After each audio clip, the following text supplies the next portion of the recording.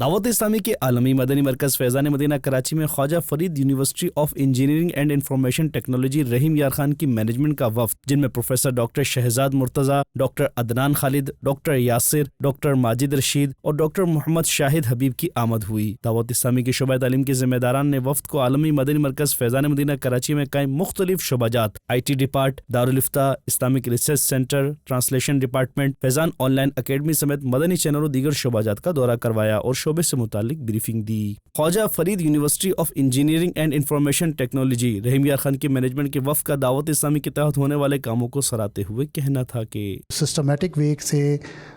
Technology کے استعمال کے ذریعے سے اور بہت ہی نظم و ضبط کے اندر بہت ہی یعنی احتیاط کے اندر رہتے ہوئے ساری چیزوں کو شریعت اور نبی پاک صلی اللہ علیہ وسلم کے جو احکامات ہیں ان کے مطابق اس کو آگے لے کے چلنا، یہ بہت ہی ایک احسن قدم ہے۔ فیضان مدینہ آ کے بہت اچھا لگا، تمام شعبہ جات کا جو ایک سائنٹیفک اپروچ پر کام کر رہے ہیں ریلیجیس تھاٹ کے لیے اور اسپیشلی خواتین کے لیے، مردوں کے لیے، بچوں کے لیے، اور جو جس دور میں آج ہم رہ رہے ہیں اس دور میں تربیت کی ٹریننگ کی بڑی اشد ضرورت ہے،